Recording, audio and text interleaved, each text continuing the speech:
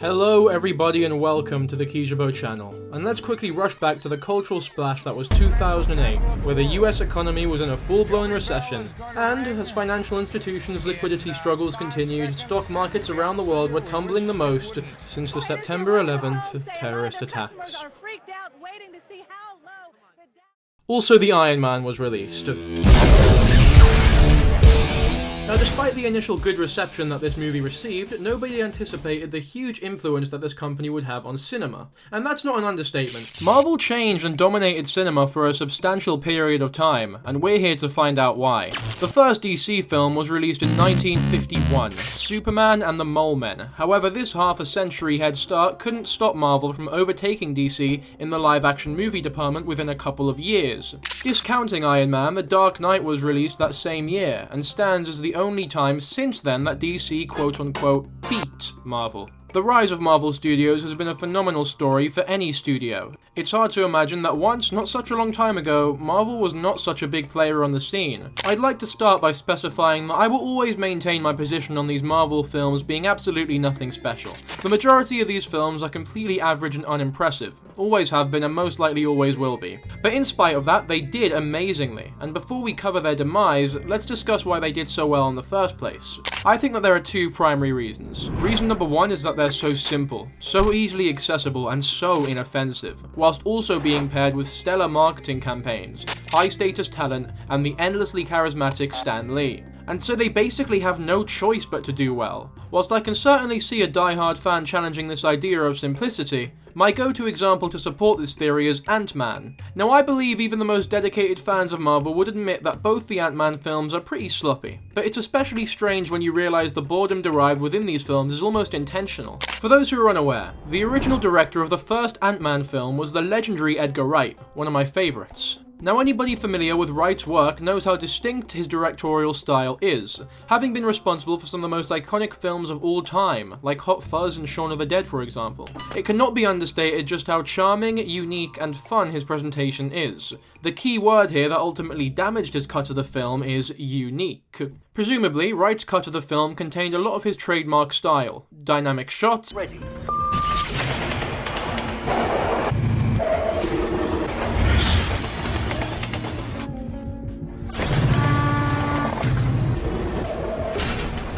impressive one-takers,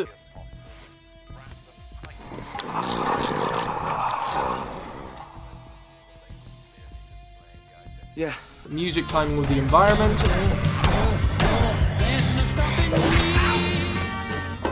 Drinking. Beer. Pubs. Shall we? and eye-catching editing.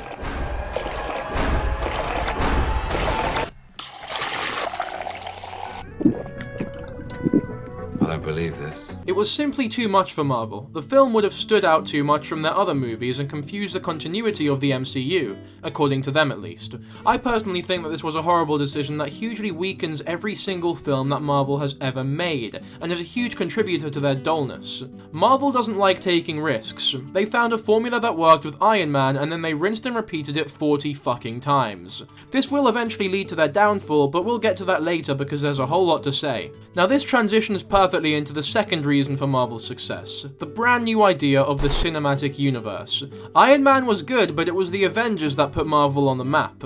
It was the Avengers that made all of these characters household names, and it was the Avengers that led to the beginning of the end for the genre of superhero films. Allow me to explain why. I'd like to start by giving Marvel the credit it deserves, despite the criticisms I've thrust upon them not only in this video so far, but throughout the entirety of my channel's history, and also because I know Marvel fans will be watching this video. And if you are one of those people, well, first of all, hello if you're still here, but also I think that in more ways than one, weirdly enough, Marvel actually doesn't get enough credit for its contribution to the idea of cinematic universes. Now, the concept of such a universe isn't completely foreign to cinema, but before Marvel, the idea had only barely and extremely loosely been explored, mainly in the genre of horror, like Freddy and Jason or Predator and Alien. For all intents and purposes, however, Marvel was basically the first to try something like this, and not only were they the first, but they were undoubtedly the best.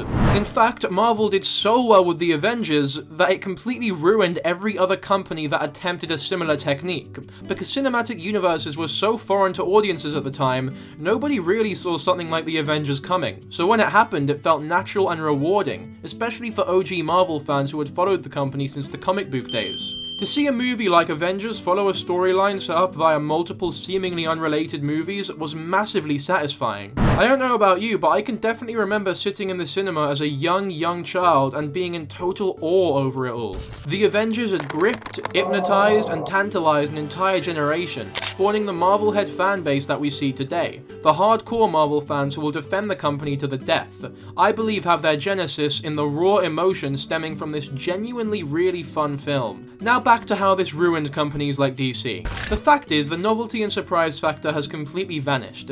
It's impossible to intricately and patiently develop individual characters spanning several movies in a superhero genre in a subtle manner anymore. Audiences can now immediately see through it. When DC releases Aquaman or Wonder Woman, everyone knows what their end goal is, so at that point it's like, fuck off, we know what you're doing here, and you're not doing a very good job at it either. Now DC has attempted to bypass this issue by just skipping the development phase, but then we get movies like Justice League and Suicide Squad. What, we some kind of Suicide Squad? Which no one, and I mean no one, enjoys. And for good reason, fuck those movies. Marvel swept in, smashed it, and introduced competition that nobody could keep up with. Marvel has been smart in wrapping their superhero movies in a variety of genres so that they remain fresh. The space opera of Guardians of the Galaxy, the 70s espionage of Winter Soldier, and the psychedelic horror of Doctor Strange gives audiences a pleasant mix of comfortable familiarity with engaging newness and diversity. Even if I personally don't enjoy these films, I'm not blind to their appeal and popularity. If they continue to do this, there's no reason for the popularity to decline anytime soon. Infinity War is probably my favourite Marvel movie, and is such a perfect symbol of their masterful formula, which they have absolutely perfected at this point.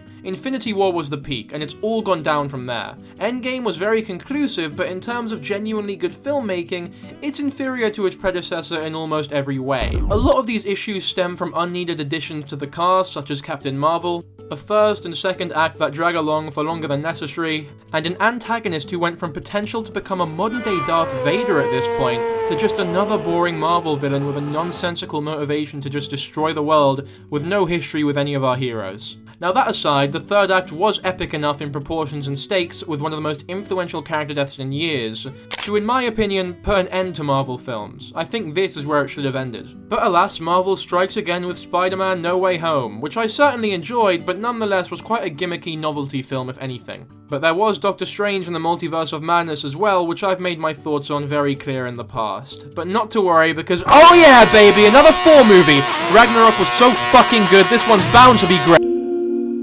For fuck's sake, Marvel, you did so well to redeem this character in Ragnarok after two of the most boring films possibly of all time, and you've thrown it away, I tell you, you've thrown it all away. Even most Marvel fans would agree that Phase 4 has been disappointing, to say the least. But in my opinion, much of what we're seeing here is pretty identical to what we were presented with pre-Endgame in terms of dullness. It's just that now we've had stakes so high, and companies have been shitting out like 3 superhero movies a year for so long, I feel like general audiences are experiencing burnout, and we're starting to realize that superhero movies are basically the McDonald's of the movie industry.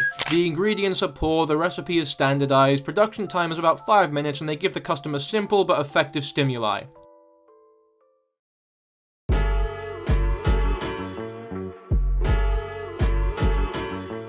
Now, if you want a fast example of the extent these movies prevailed, let me run some numbers by you. In 2016, 4 of the top 10 highest grossing films were superhero movies. In 2017, 5 were superhero movies. In 2018, a further 5 were superhero movies. And in 2019, there were 4. In 2020, however, amongst the top 10 highest grossing films of the year, not one superhero movie can be spotted, unless you count Sonic the Hedgehog, which I don't really give a fuck about, to be honest.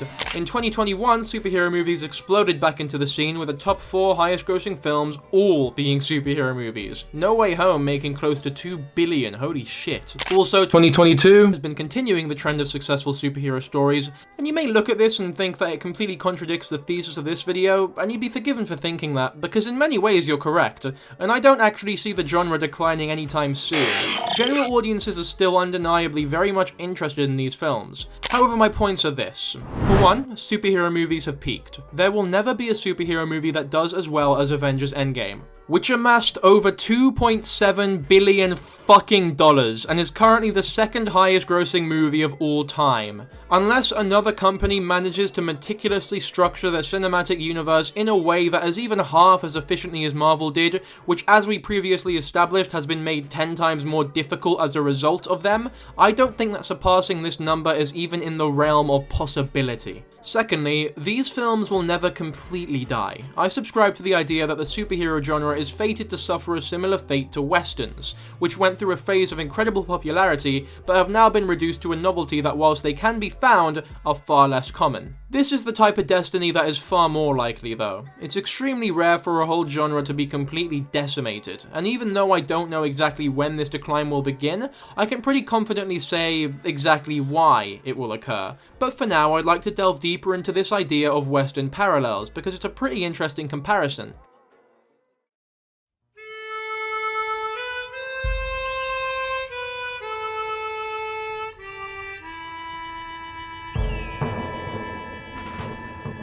Firstly, we need to establish that superhero movies have never and will never dominate the industry to anywhere close to a similar extent as westerns did, albeit partially due to the time. But westerns absolutely owned cinema for the first half of the 20th century. According to the British Film Institute, 28.5 of the films made in Hollywood between 1946 and 1955 were westerns, more than 50 films each year, and in between 1940 and 1960, up to 140 westerns were released annually. That is bloody mental. That number decreased starting in 1958 as the Western genre moved from cinema to television.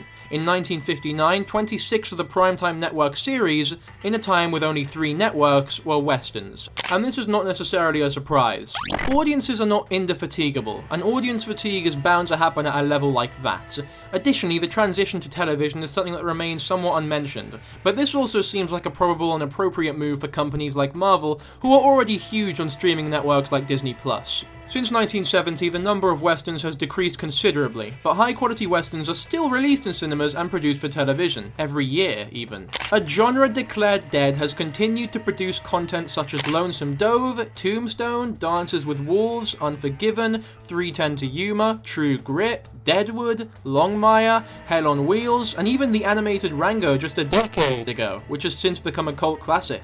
In 2015, 5 westerns were in wide release in the cinemas, while there were only 3 superhero films. For the last several years, aka the golden age of superhero movies, only about 3% of the wide releases are superhero films, hence my point that the superhero genre has and will never reach the heights of westerns. Only a clueless idiot wouldn't understand that superhero movies are going to become less popular in the future, because such is the way of almost everything that exists. Westerns, vampire movies, zombie movies, beach movies, noir, young adult novel adaptations, all of which rule the big screen at certain points in time. If the question is simply, will superhero movies die, then the answer is an undeniable yes. We're currently riding the wave, baby. It's only a matter of time. But the interest in this conversation sparks from the question of why, how, and most importantly, when will these films begin to diminish? But there is always room for a good film, regardless of its genre. The rush to push superhero films out there to profit off of their current popularity will die down. Hollywood is rather lazy and relies heavily on formula. The superhero formula has made them a lot of money, but as new generations come along, people will begin to question the assumptions and superhero movies will no longer be the trend. I look forward to the day when this happens, as when these movies come to a point of only being released every now and then, the quality will matter more than the quantity, and we'll probably get better films. I mean, it is a pretty safe theory that makes a lot of sense when you deep it. Not only does quality over quantity come into play, but when you observe the westerns of today, we tend to experience a more complete film, one that uses its western settings for reasons that transcend it just being the trend, which adds so much more meaning to cinema as a whole, Rango and Django Unchained being some great examples. But what exactly will it take for superhero movies to eventually reach this point? Well, let's give it some thought. Let's begin with commercial failure. If these movies start failing commercially, Marvel or any other studio would be forced to stop making them. For Marvel, the scene looks quite bright as their biggest commercial failure was way back in 2008 when The Incredible Hulk was released, and even that made profit. Fox had a misstep with the Fantastic, but they bounced back with Deadpool and also released Logan, which is probably my favourite superhero movie of all time. But they're pretty inactive all things considered, especially now, and can be used as an example of the genre's death already having begun. DC has been consistently performing poorly, with lackluster films and commercial disappointments, but things have admittedly been looking up with The Suicide Squad, and the is very important there, as well as The Batman, so whilst we're not in the worst position, in my opinion, they're still as good as fucked, and will likely never change and escape the shadow of Marvel. Though I doubt any studio will stop making movies just because they're not critically appreciated, it might be a deterrent to produce sequels to these movies. Those characters might get incorporated into the team, but never get their own standalone films.